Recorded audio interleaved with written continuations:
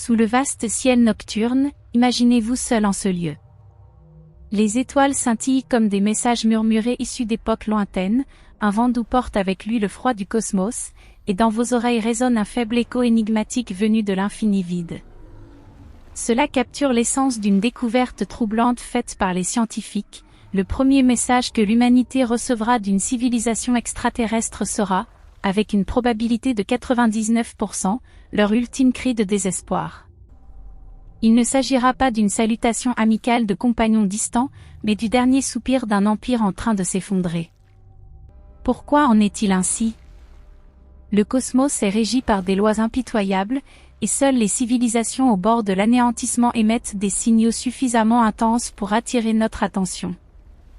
À l'image du moment d'une explosion nucléaire, dont l'éclat aveuglant surpasse celui du Soleil, cette intensité ne symbolise pas un triomphe, mais une destruction ultime, un écho qui traverse le vide et imprègne les observateurs lointains d'une mélancolie poignante. Les astronomes, qui dirigent leurs immenses télescopes vers le ciel comme des yeux affamés en quête d'illumination, ont conclu, après des décennies de calculs précis, qu'une civilisation extraterrestre fonctionnant normalement, à moins qu'elle ne soit folle ou condamnée, ne révélerait pas délibérément son existence. Elle se tapisse dans les ombres de l'univers, vigilante comme des prédateurs dans une forêt dense, car la révélation porte en elle le danger. Le célèbre signal « Wow », capté le 15 août 1977 par le radiotélescope « Bigger » de l'Université d'État de l'Ohio, une émission radio étroite qui dura 72 secondes, pourrait avoir été le cri désespéré d'une planète en perdition. Cette impulsion puissante provenait de la direction de la constellation du Sagittaire, à une fréquence proche de la ligne naturelle de l'hydrogène dans l'univers, comme si l'objet céleste lui-même murmurait. Pourtant, il ne se répéta jamais, laissant à l'humanité un tourment persistant. Peut-être cette civilisation s'est-elle éteinte peu après, et son monde n'est plus qu'une ruine désolée, tandis que de faibles ondes électromagnétiques parcourent des centaines de milliers d'années-lumière, effleurent nos antennes et nous rappellent avec dignité la fugacité de la vie. Plus effrayant encore est l'idée que tous les signaux cosmiques que nous captons pourraient être les inscriptions de civilisations déjà éteintes. Le voyage de l'humanité ne vise pas à trouver des alliés, mais à traverser un immense cimetière cosmique, où chaque étoile scintillante cache les vestiges de milliards d'existences. Ce concept est désigné sous le nom des « hypothèses échassiennes » ou « hypothèse de la fin des temps », dérivé du mot grec signifiant la fin ultime de toute chose. Il évoque une atmosphère digne de la science-fiction, suscitant des visions de mondes s'effondrant sous leur propre poids, mais sa structure logique surpasse les récits hollywoodiens et repose sur des observations empiriques ainsi que sur une mathématique rigoureuse. Le récit commence par les règles étranges de l'astronomie, qui privilégient les extrêmes des éruptions juste avant l'extinction. Saviez-vous que les premiers exoplanètes découverts étaient des anomalies cosmiques ? En 1992, les astronomes Alexander Wolszczan et Dal Fry confirmèrent l'existence de planètes orbitant autour du pulsar PSR B1257+12. Ce pulsar est le résidu d'une explosion de supernova, et théoriquement, de tels mondes auraient dû être déchiquetés par la chaleur destructrice et les ondes de choc. Pourtant, ils dérivent comme des spectres antiques à travers le cosmos. Par la suite, apparurent les Jupiters chauds, des planètes géantes orbitant dangereusement près de leur étoile mère, avec des températures de surface atteignant des milliers de degrés Celsius, où les couches extérieures fondent sous des conditions infernales. De telles planètes ne devraient représenter que moins d'1% de tous les systèmes, pourtant pourquoi nos télescopes les ont-ils détectées en premier ? La réponse réside dans leur visibilité. Elles sont bruyantes. Comme une conversation téléphonique bruyante dans une bibliothèque silencieuse attire d'abord l'attention, les Jupiters chauds brillent par leur masse énorme, leur proximité à l'étoile et leurs signaux puissants, tels des phares dans les données d'observation. Cela illustre le biais d'observation en astronomie non pas orienté vers l'ordinaire, mais trompeusement vers les phénomènes les plus extrêmes. Par exemple, récemment, la planète PSR J2322-2650b a été découverte, un monde en forme de citron avec une composition chimique singulière, où il pourrait pleuvoir des diamants, soulignant la diversité des planètes extrêmes dans l'univers. De plus, En décembre 2025, le télescope spatial James Webb a observé un exoplanète dont la composition défie toute explication, présentant une atmosphère de suie et de diamants qui remet en question les modèles de formation planétaire. Une autre découverte de James Webb en 2025 a révélé un exoplanète perdant son atmosphère en temps réel, avec un nuage géant d'hélium s'évaporant, offrant un aperçu dynamique des processus destructifs cosmiques. En janvier 2026, un nouveau planète de masse saturnienne, flottant librement dans l'espace sans étoile haute, a été identifié, renforçant l'idée d'une multitude de mondes solitaires et mystérieux qui errent dans le vide interstellaire. Regardez le ciel nocturne. Environ un tiers des étoiles visibles à l'œil nu sont des géantes rouges, gonflant et brûlant dans leur agonie finale jusqu'à leur disparition. En réalité, seulement 1% de toutes les étoiles de l'univers se trouvent dans cette phase. Pourquoi ce pourcentage semble-t-il plus élevé? Parce que, dans leurs derniers instants, ces géants se dilatent et augmentent leur luminosité de 1000 fois. C'est comme la clarté de la fin humaine, où le deuil de la chute illumine l'espace dans un ultime éclat. L'étoile Deneb dans la constellation du Cygne, distante de 2000 années-lumière, est visible à l'œil nu et clignote comme un adieu lointain. À l'opposé, Proxima Centauri, à seulement 4 années-lumière, est difficile à repérer même avec des télescopes en raison de sa modestie tranquille. Les supernoves représentent un extrême encore plus grand. Au moment de l'explosion d'une étoile, sa luminosité cataclysmique surpasse celle de toute la galaxie, choquant l'univers, et les ondes de choc se propagent sur des millions d'années. Dans notre Voie lactée, une supernova se produit environ tous les 50 ans, pourtant les astronomes en observent des milliers chaque année dans l'univers entier. Comment est-ce possible? Grâce à leur luminosité écrasante, qui les rend immanquables, tandis que leur lumière voyage des confins de l'univers observable sur des milliards d'années. Reconnaissez-vous le motif? Dans l'histoire de l'astronomie, les premières découvertes ont toujours été les entités anormales, extrêmes et inhabituelles parmi les minorités. Cela s'applique-t-il aux civilisations extraterrestres? Les civilisations normales et stables se comportent comme des étoiles ordinaires, calmes et discrètes. Elles évitent les signaux puissants ou les fluctuations énergétiques importantes, se fondant dans le bruit de fond cosmique comme des esprits silencieux dans l'espace. Pourquoi? La révélation signifie vulnérabilité. Le célèbre physicien Stephen Hawking avertit avant sa mort, à plusieurs reprises, contre une communication active avec la vie extraterrestre, invoquant l'hypothèse de la forêt sombre. Chaque civilisation se cache comme une proie potentielle pour ne pas attirer les prédateurs. Dans les discussions les plus récentes de 2026, l'avertissement de Hawking a été réévalué, soulignant que la prise de contact active pourrait déclencher un « piège d'intelligence », car des civilisations avancées pourraient nous percevoir comme une menace ou une ressource. Pourtant, les civilisations au bord de l'effondrement diffèrent fondamentalement. Imaginez que demain la Terre entre en collision avec un astéroïde, l'humanité pourrait déclencher toutes ses armes nucléaires et émettre les signaux les plus intenses dans l'espace, dans un faible espoir de sauvetage. Lorsque la destruction approche, le risque de révélation n'importe plus. En 1971, l'astronome James Elliott proposa de faire détonner toutes les armes nucléaires dans le cosmos non seulement comme un salut, mais comme un moyen de désarmement sécurisé. Ce concept audacieux est au cœur de l'hypothèse échassienne, plus une civilisation est déséquilibrée, folle et eschatologique, plus elle rayonne intensément, comme une flamme mourante qui s'embrase avec fureur. Derrière tout cela se trouve une règle mathématique impitoyable, la probabilité de détection P est proportionnelle à la puissance 1,5 de la luminosité L. Une civilisation 100 fois plus lumineuse que la base a une chance de détection 1000 fois supérieure. Ainsi, les civilisations courtes, chaotiques et en décomposition dominent notre recherche, semblables aux supernoves rares, mais dominant le paysage, avec un bref éclat qui suscite la curiosité avant de s'éteindre. Les scientifiques classent le déséquilibre des civilisations en 3 domaines, la diffusion incontrôlée d'énergie, l'effondrement environnemental et l'explosion technologique.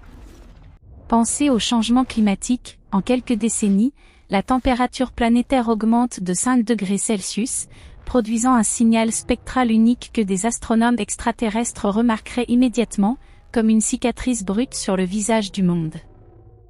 Une guerre nucléaire, déclenchant des milliers de têtes explosives, ferait scintiller la planète en minutes comme un arbre festif, avec des impulsions énergétiques se propageant dans l'espace.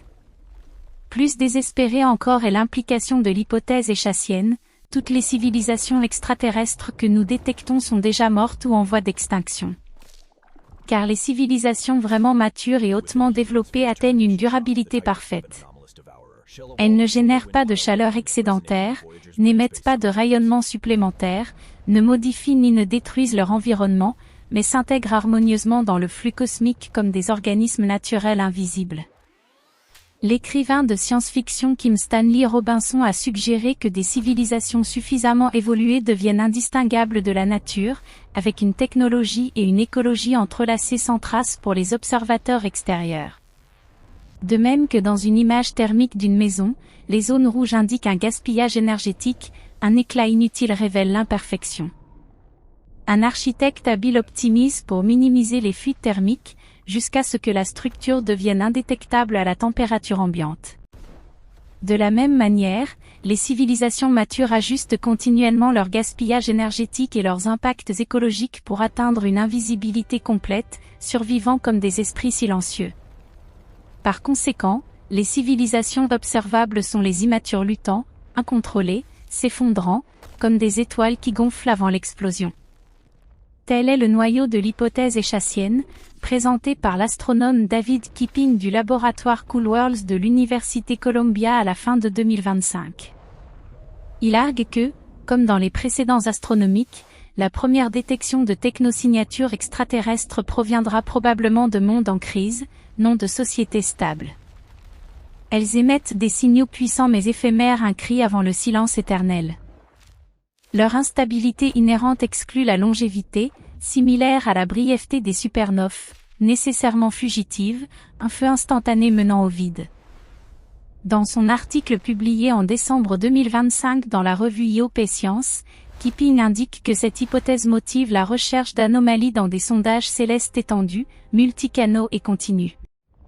Pourtant, des énigmes non résolues persistent. À quelle fréquence apparaissent de telles civilisations en décomposition, et combien de temps durent leurs signaux?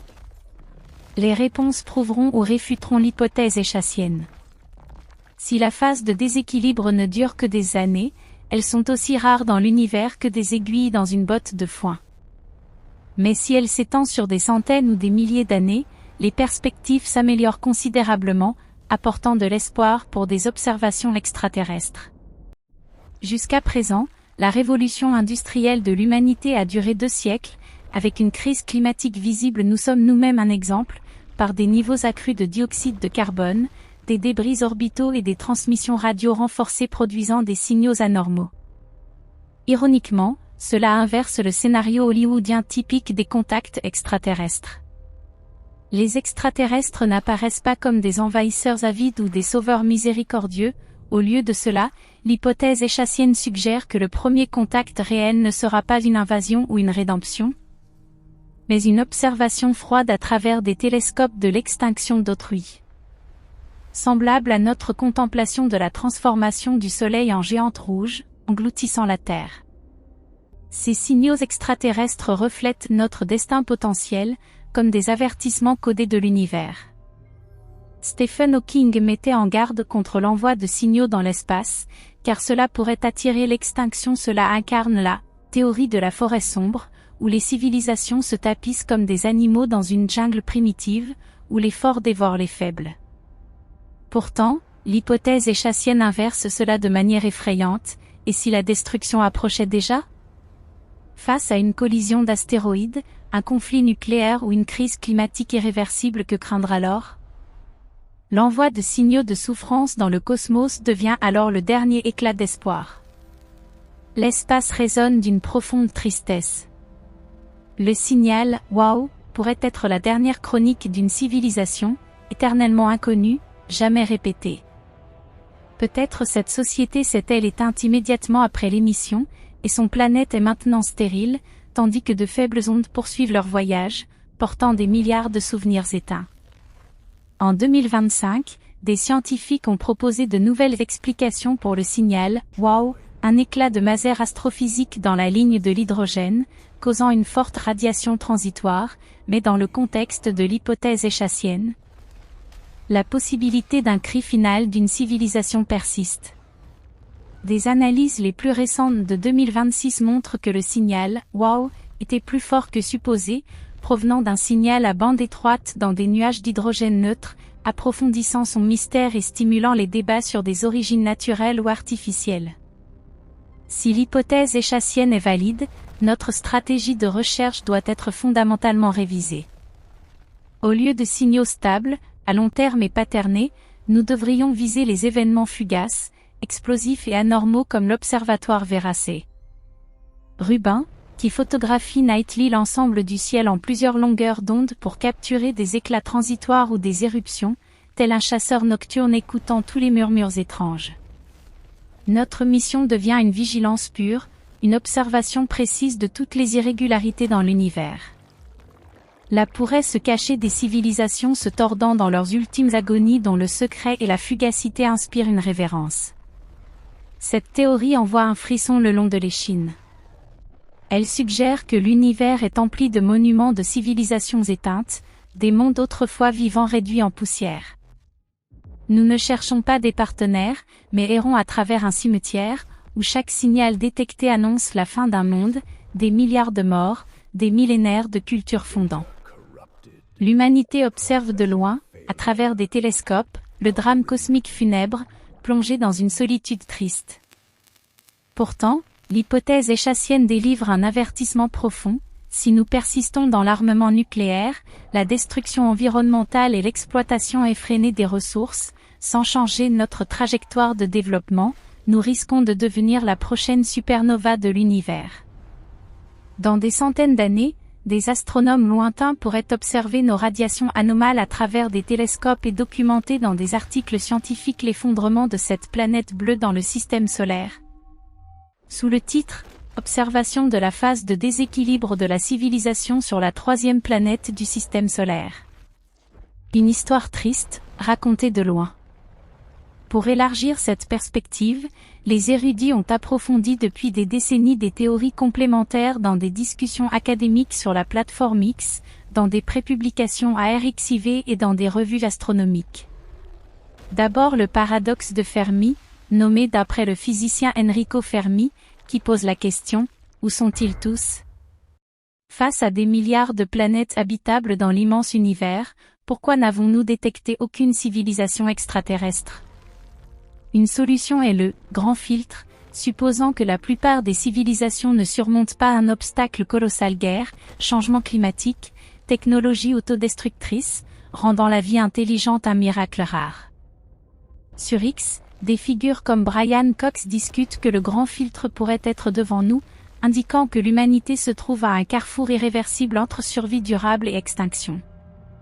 En 2026, Cox a souligné dans son dernier discours que le paradoxe de Fermi met en lumière la rareté de la vie intelligente, avec des civilisations potentielles dans un ennuyeux statu quo. Une autre est la théorie de la forêt sombre, inspirée du roman de Liu Cixin, présentant l'univers comme une forêt obscure où les civilisations se cachent, car la révélation pourrait inviter l'extinction. Dans des discussions sur X de 2020 à 2026, des chercheurs comme Avi Loeb de Harvard soutiennent cette théorie pour expliquer le silence cosmique et mettent en garde contre l'envoi de signaux. En 2025, Loeb a cité des observations de la comète interstellaire 3I Atlas pour explorer des possibilités de signature technique, suggérant qu'elle pourrait être un objet artificiel testant l'hypothèse de la forêt sombre. Plus récemment, en 2025, l'Institut SETI et des revues de physique ont élargi les discussions sur les signaux transitoires. Proposant que les radiations de civilisations éteintes pourraient apparaître comme des éclats de micro-ondes de magnétar dans des nuages d'hydrogène, une nouvelle interprétation du signal « WOW » sans vie extraterrestre. Sur X, des contributions de Science Girl et du laboratoire Cool Worlds réfléchissent que, si l'hypothèse échassienne est valide, le premier signal proviendra d'une civilisation en crise, et la Terre devient plus bruyante que jamais par des niveaux croissants de dioxyde de carbone et des débris orbitaux. Le chercheur D.W. Pascal K. a étendu dans Okunte, avec humour, que certains phénomènes d'objets volants non identifiés pourraient être liés à des habitants souterrains ou océaniques des civilisations cryptoterrestres en déséquilibre, libérant des signaux comme avertissement. Ces concepts proviennent de sources fiables comme l'Administration nationale de l'aéronautique et de l'espace, la British Broadcasting Corporation, ARXIV et plus, mise à jour jusqu'en 2026, et confirment que l'univers n'est pas vide, mais plein de mystères attendant d'être révélés, éveillant notre curiosité sur notre véritable position dans le cosmos. De plus, l'hypothèse du zoo propose que des extraterrestres hautement avancés observent la Terre comme un zoo, sans établir de contact pour nous laisser évoluer naturellement. Cela explique pourquoi nous n'avons pas été contactés, bien qu'ils pourraient nous connaître. Une autre est l'hypothèse de l'hibernation ou de la dormance, supposant que la vie extraterrestre reste en sommeil excessif, attendant de meilleures conditions, comme le refroidissement de l'univers pour optimiser la puissance de calcul. Ces hypothèses enrichissent davantage les solutions au paradoxe de Fermi et soulignent que l'univers pourrait être rempli de civilisations cachées ou endormies, attendant le moment propice pour se manifester.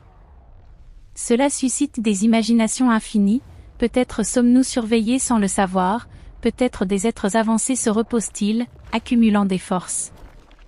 Ces idées ne sont pas seulement académiques, mais modernes, reliant les observations les plus récentes comme les découvertes du télescope spatial James Webb d'exoplanètes extrêmes et le projet LaserSETI, qui construit un réseau d'instruments pour surveiller l'ensemble du ciel nocturne, une extension sans précédent pour capturer des signaux transitoires. En 2026, l'Institut SETI a lancé une saison de terrain en Antarctique, centrée sur le lac Intersea, un environnement extrême riche en vie microbienne, comme simulation pour la vie extraterrestre et exploration de l'adaptabilité sous des conditions rigoureuses. Le télescope spatial James Webb a révélé en 2025 et 2026 des exoplanètes bizarres, dont une avec une composition inexplicable réécrivant les règles de la formation planétaire, une perdant son atmosphère en temps réel, et une avec des diamants et de la suie dans l'atmosphère, posant des questions sur des mondes exotiques qui pourraient abriter des traces de civilisations passées. Un nouveau planète de masse saturnienne, flottant librement dans l'espace, a été découvert en janvier 2026, soulignant la diversité des mondes solitaires et approfondissant les mystères de l'univers. Par conséquent, l'hypothèse échassienne va au-delà de simples spéculations sur des civilisations extraterrestres. Elle reflète notre propre situation, un mélange de peur et de désir. Allons-nous vers le déséquilibre et devenons-nous un autre drame cosmique funèbre, ou cultivons-nous la durabilité pour rejoindre les civilisations matures dans l'obscurité? Cette question mérite une réflexion personnelle lors de nuits étoilées, où chaque lumière pourrait porter une lamentation. Les astronomes ont observé depuis des siècles les corps célestes les plus extrêmes pour comprendre les lois de l'univers. Maintenant, pour saisir le destin de la vie intelligente, nous devons examiner attentivement les civilisations les plus extrêmes. Ces civilisations extraterrestres en décomposition servent de balises sur le chemin de la mort et des choix destructeurs, images de mondes brisés sous la pression de l'ambition. L'hypothèse échassienne permet un regard sur la fin avant qu'elle n'arrive une étrange grâce de l'univers. Peut-être est-ce la grâce ultime du cosmos envers la vie intelligente, les successeurs apprennent des débris des prédécesseurs, des leçons gravées dans la lumière d'étoiles éteintes. Enfin, un remerciement sincère à tous les scientifiques, chercheurs et institutions mentionnés. L'hypothèse échassienne inspirante de David Kipping, les découvertes pionnières d'exoplanètes par Alexander Wolfschamp et Dal Fry, la proposition audacieuse de James Elliott pour une communication interstellaire, les avertissements cosmiques profonds de Stephen Hawking.